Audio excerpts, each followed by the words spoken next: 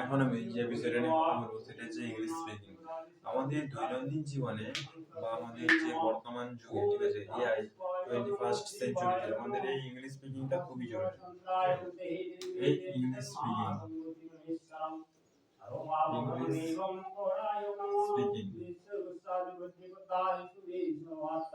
English speaking এটা আমাদের শিখতে হবে দৈনন্দিন জীবনে, ঠিক আছে, কারণ আমাদের অফিসিয়াল ল্যাঙ্গুয়েজ হচ্ছে ইংলিশ।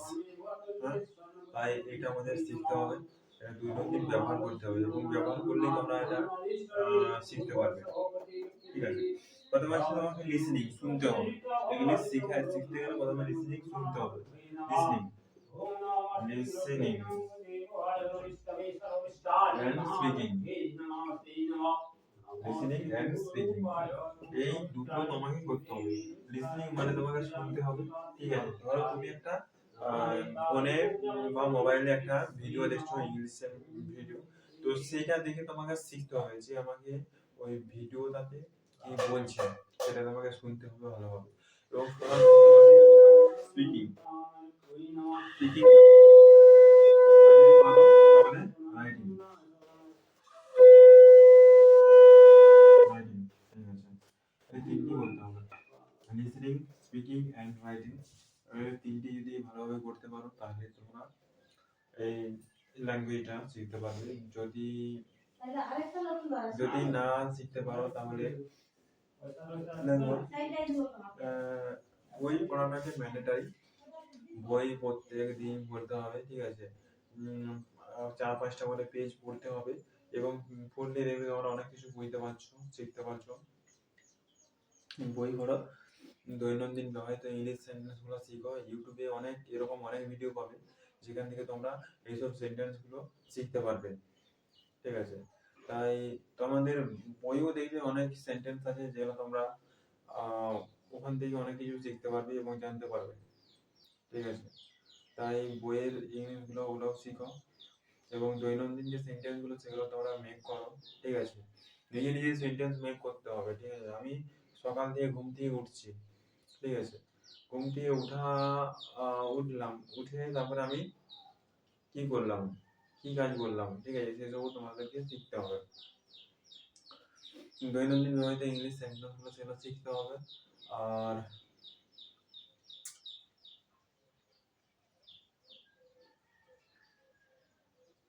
আর হচ্ছে তোমার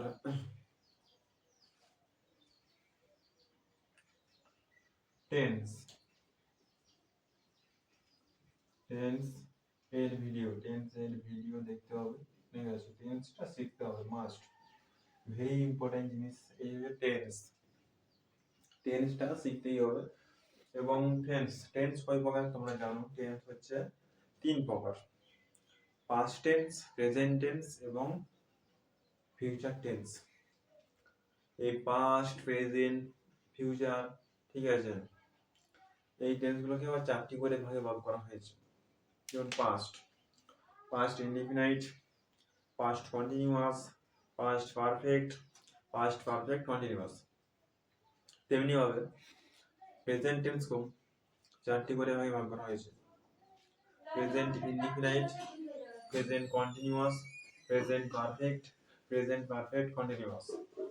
তেমনি ভাবে ফিউচার টেন্সকেও 4টি করে ভাগে ভাগ করা হয়েছে: future indefinite, future continuous, future perfect, future perfect continuous, ঠিক আছে।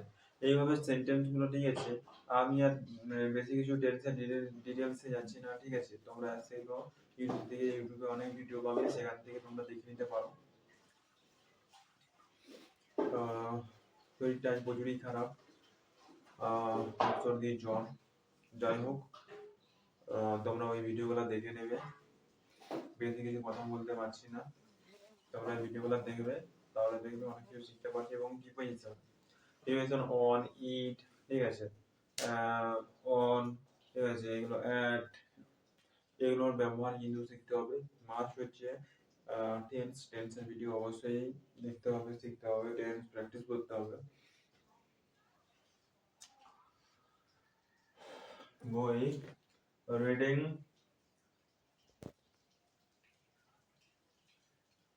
5 to 10 পেজ, ঠিক আছে, রিডিং 5 to 10 পেজ ডেইলি। দেখবে যে ওখানে এমন অনেক ধরনের সেন্টেন্স পাবে যেগুলো তোমরা ওখান থেকে শিখতে পারবে।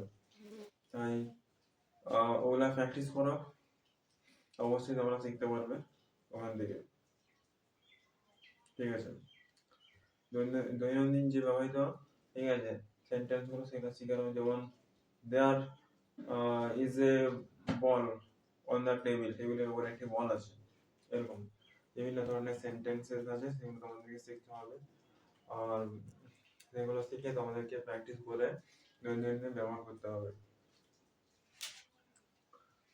আর বেশি কিছু বলবো না, just practice. Practice is the main way to improve your communication skills or any skills. Practice তোমাকে দৈনন্দিন করে যেতে হবে, প্র্যাকটিস করলে তুমি সব কিছু শিখতে পারবে। ওকে, গুড বাই, আজ এই পর্যন্তই।